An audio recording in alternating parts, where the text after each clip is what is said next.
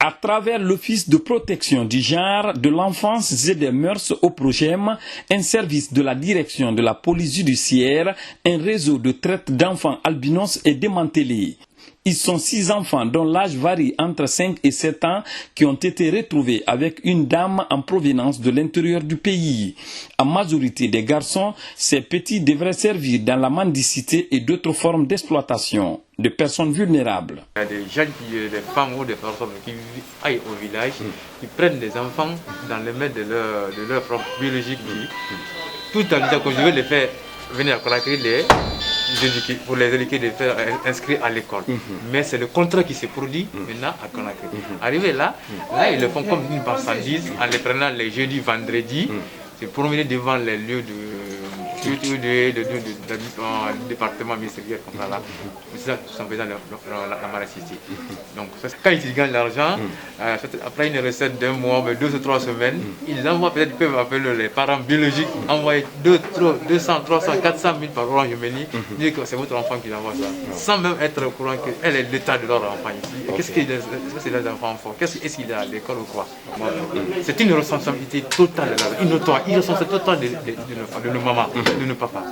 Comment tu peux mettre un enfant au monde, tu l'abandonnes et que tu le mets à la merci des enfants? Mais ça c'est dégueulasse, ça se comprenez. Moi personnellement, mon papa, noir, ma maman est noire. Si je ne m'avais pas obligé, je n'allais pas être aujourd'hui. Moi, il dysfonctionnait. Je suis le directeur adjoint du port de Tébélétaï. Mais si ça se trouve que mon papa m'a abandonné à la merci des gens, est-ce que j'allais être là à ce moment aujourd'hui? Il y en a plein comme ça, mais c'est bon pas douanier. Saisie du dossier, la ministre de l'Action sociale et des personnes vulnérables a remercié les services du ministère de la Sécurité avant de préciser. Rapidement, à court terme, assurer le suivi du dossier auprès des services du ministère de la Sécurité et du ministère de la Justice afin que cet exemple-là soit vraiment relayé, qu'on sache que désormais, toute personne atteinte d'albinisme qui est exploitée, les auteurs seront sanctionnés.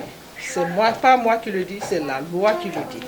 Ça, c'est une première des choses. La deuxième chose que nous allons faire, c'est l'évaluation des besoins de ces enfants qui sont dans les centres, des enfants albinos qui sont dans les centres, des besoins d'ordre sanitaire, d'ordre nutritionnel, d'hébergement, de conditions dans lesquelles ils vivent pour que vraiment leurs conditions de vie soient améliorées.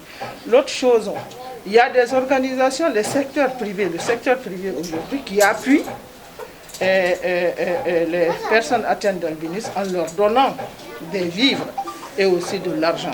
Je voudrais que nous nous concertions, que nous ayons une plateforme avec les organisations des personnes atteintes d'albinisme, ce secteur privé et nous-mêmes, afin que nous mettions la forme de dons qu'ils font à ces personnes-là. L'autre chose aussi, c'est de mettre en branle nos assistants sociaux pour que ces enfants puissent réinsérer leur famille. En fin de compte, nous allons opter pour une stratégie. Nous allons bâtir une stratégie vraiment pour la promotion et la protection des personnes atteintes d'albinisme afin que leurs droits soient très bien respectés. Au cours de cet entretien avec les organisations de la société civile en faveur des droits des albinos, la ministre de l'Action sociale et des personnes vulnérables a dit toute la détermination du gouvernement dans l'éradication de toutes les formes de traite des enfants en Guinée.